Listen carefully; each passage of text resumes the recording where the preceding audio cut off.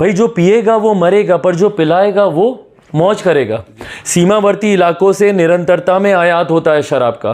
कितने तस्कर इन्होंने पकड़े? 1 लाख रुपया मैं अपने वेतन से देता हूं आपको मुख्यमंत्री जी, अपना जीवन व्यतीत करके बता दीजिए। हमारा तो प्रदेश में राष्ट्रपति शासन लागू करने के अलावा अब और कोई विकल्प बचता नहीं है। यही आग्रह मां महिम जी से भी हम लोगों ने किया था। और पहले तो मुख्यमंत्री अपने अहंकार को छोड़ें। बहरहाल उनके आक्रोश का कारण मुझे नहीं पता, पर मैं इतना जरूर जानता हूं कि बिहार की जनता उनसे बहुत आक्रोशित है। जिस गठबंधन के साथ अब मुख्यमंत्री नीतीश कुमार जी रहेंगे, उस गठबंधन का भी समाप्त होना अब तय है। मुख्यमंत्री नीतीश कुमार जी को किसी भी रूप में अब बिहार की जनता स्वीकार नहीं करने वाली। नमस्कार, आप देख रहे हैं ब्रेकिंग बिहार। हम लगातार कहते हैं कि जब चिराग पासवान पटना में आते हैं तो यहाँ का राजनीतिक तापमान बढ़ जाता है। और वैसे भी शराबबंदी को लेकर के लगातार आपने देखा कि विधानसभा का सत्र कुछ देर के लिए चल पाया और हंगामे की भेंट चढ़ गया। और सारण में जिस प्रकार से मौतों का सिलसिला जारी है, अभी और कल नया आंकड़ा जुड़ जाएगा। चिराग पासवान सबसे पहले सारण अपने प्रतिनिधिमंडल को भेजने में सबसे आगे थे। और हम लगातार कहते हैं कि कहीं भी कोई घटना होती है तो पूरे बिहार में विपक्ष की अगर कोई भूमिका अदा कर रहा है तो वो चिराग पासवान है। सर क्या कहेंगे, ये जो शराबबंदी है, नहीं लग रहा है सर कि जैसे जैसे दवा किया मर्ज बढ़ते गया वाली स्थिति हो गई? भाई उसका कारण भी है क्योंकि मुख्यमंत्री जी खुद अपनी नीतियों को लेकर ही स्पष्ट नहीं है। इसका मैं उदाहरण देता हूं। 2016 में जब मुख्यमंत्री इस नीति को लेकर आए शराबबंदी की, उस वक्त विपक्ष में रहते हुए भी हमने इसका समर्थन किया। यही परिस्थिति थी, हम लोग एनडीए में थे, ये महागठबंधन में थे। पर उससे पहले 2015 तक बिहार के गांव-गांव में शराब की दुकानें खुलवाने का काम भी मुख्यमंत्री नीतीश कुमार जी ने ही किया। इन्हीं की नीति की वजह से बिहार की पंचायत तक शराब की दुकानें खुली।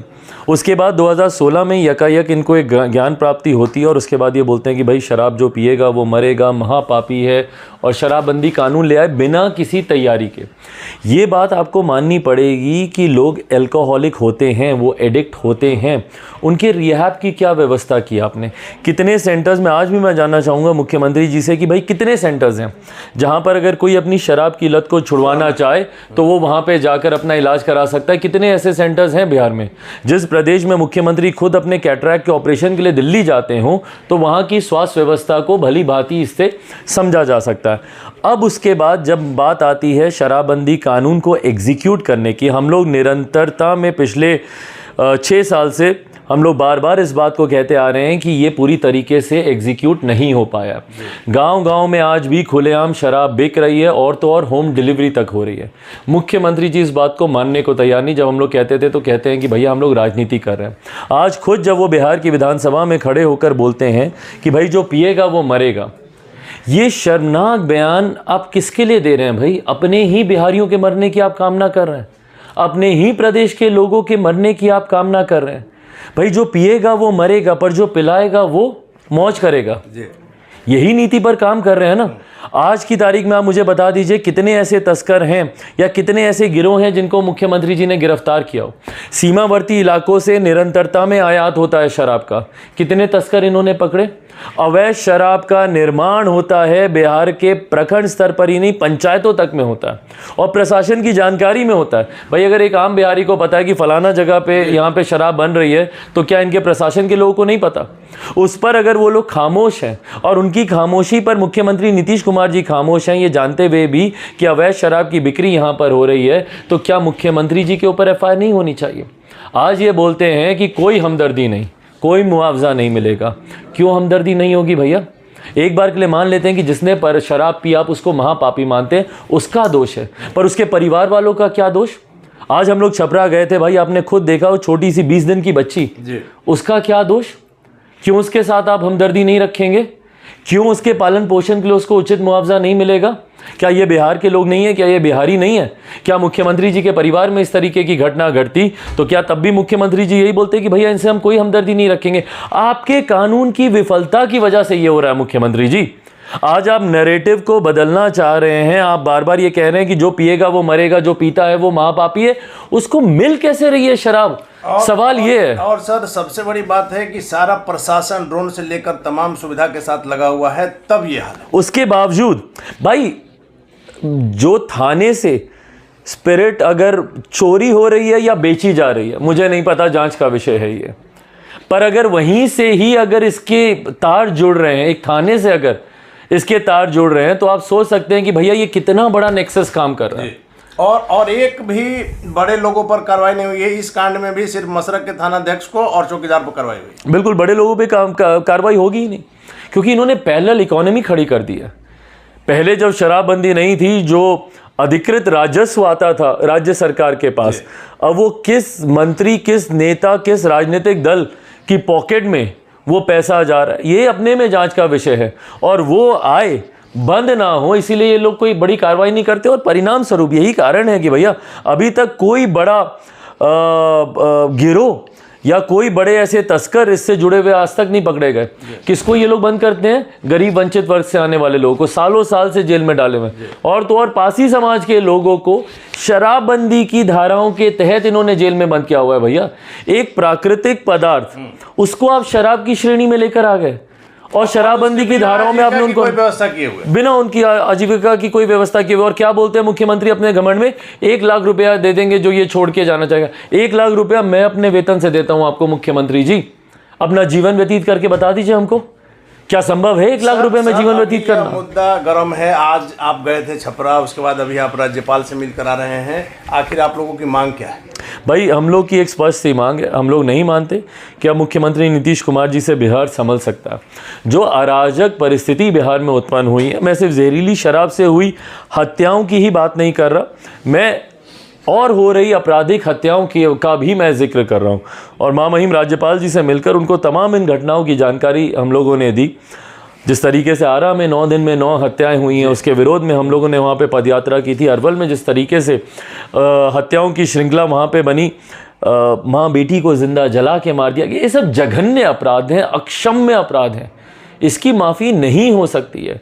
तो जी जिस तरीके से एक भयावह अराजक परिस्थिति हमारे प्रदेश में उत्पन्न हुई है, यकीनन अब प्रदेश मुख्यमंत्री जी से संभलता नहीं, और अगर उनसे नहीं संभल रहा भारत का संघीय ढांचा लॉ एंड ऑर्डर को पूरी तरीके से स्टेट मैटर मानता है, तो ऐसे में अगर मुख्यमंत्री जो प्रदेश के गृह मंत्री हैं उन्हीं से प्रदेश नहीं संभल रहा, तो प्रदेश में राष्ट्रपति शासन लागू करने के अलावा अब और कोई विकल्प बचता नहीं है। यही आग्रह माँ महीम जी से भी हम लोगों ने किया था, और उन्होंने भी गंभीरता से इसको लेते हुए उन्होंने कहा है कि वो भी इस पर गंभीर कदम उठाएंगे और केंद्र को इसकी यथास्थिति की जानकारी देंगे। शराबबंदी कानून सर आप चाहते हैं कि संशोधन हो या वापस? भाई पहले तो इस पर सर्वदलीय बैठक बुलाई जाए और यकीनन इसकी समीक्षा हो और इसको सशक्त कैसे किया जाए उस पर चर्चा होनी चाहिए। पहले तो मुख्यमंत्री अपने अहंकार को छोड़ें, पहले तो वो इस बात को स्वीकारें, और पहली बार शायद उन्होंने संभवतः स्वीकारा है सदन में खड़े होकर कि हाँ भैया शराबबंदी से, नहीं तो मानते कहाँ थे। हम लोग जब बोलते थे तो कहते थे कि भैया ये लोग राजनीति कर रहा है। तो पहले तो वो इस बात को स्वीकारें कि बिहार में शराब बिकती है, होम डिलीवरी तक हो रही है शराब की। इस कानून को कैसे सशक्त किया जा सकता है लोगों के सहयोग से। भाई आपने कितने जागरूकता अभियान चलाए हैं, कितने प्रखंड पंचायत तो भूल जाइए, जिला स्तर पे आपने कितने ऐसे अभियान चलाए हैं जहाँ पे आपने अपने नेताओं को, अपने अधिकारियों को, अपने कार्यकर्ताओं को भेजा हो जो कि जागरूकता फैलाएं कि भाई शराब पीने के क्या क्या हानिकारक, क्या क्या उसके नुकसान हैं, प्रोज एंड कॉन्स क्या हैं। इसके आपने जागरूकता अभियान चलाए बिना, उनको रिहैब की जानकारी दिए बिना, उनके पुनर्वास की चर्चा किए बिना सीधा आप इस कानून को ले आए। तो ये तमाम चीज़ों पर पहले एक सर्वदलीय बैठक बुलाकर उस पर चर्चा मंथन होना जरूरी है। सर ये मुख्यमंत्री जी आपसे गुस्सा रहते हैं तो समझ में आता है कि आपने तीसरे दर्जे की पार्टी बना दिया, लेकिन इन दिनों सदन में जो मुख्यमंत्री का आक्रोश है क्या कर रहे हैं? भाई आक्रोश में जिस तरीके से मुख्यमंत्री शब्दों की मर्यादा को लांघ रहे हैं, जिस तरीके से पियोगे तो मरोगे, महापापी है पीने वाला, भाई इस तरीके की भाषा, सभी मान्यों को चुप रहो बर्बाद कर देंगे, इस तरह की जो बिल्कुल बातें। जो स्पीकर पे कुर्सी, स्पीकर की चेयर पे उंगली उठाकर आप होते कौन हैं, आप जानते क्या हैं, जिस तरीके से विजय बाबू के साथ उन्होंने किया था।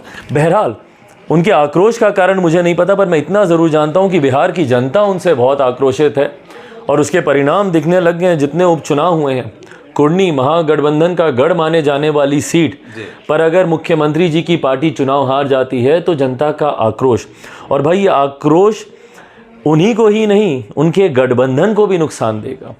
जिस गठबंधन के साथ अब मुख्यमंत्री नीतीश कुमार जी रहेंगे उस गठबंधन का भी समाप्त होना अब तय है। सर, आपकी व्यस्तता बहुत ज़्यादा हम देख रहे हैं। आखिरी सवाल है सर, जिस प्रकार से अरवल में आपकी पद यात्रा में लोगों का अपार जन समर्थन जो रोड पर जो उतर गया था, क्या दर्शाता है चिराग पासवान की लोकप्रियता को और मुख्यमंत्री से लोगों का मन भर गया? चिराग पासवान की लोकप्रियता को नहीं, दो कारण हैं इसके। एक तो मौजूदा सरकार, मौजूदा मुख्यमंत्री नीतीश कुमार जी से लोगों का उठता विश्वास, उनके प्रति आक्रोश, और दूसरा बिहार फर्स्ट, बिहारी फर्स्ट पर लोगों का बढ़ता विश्वास।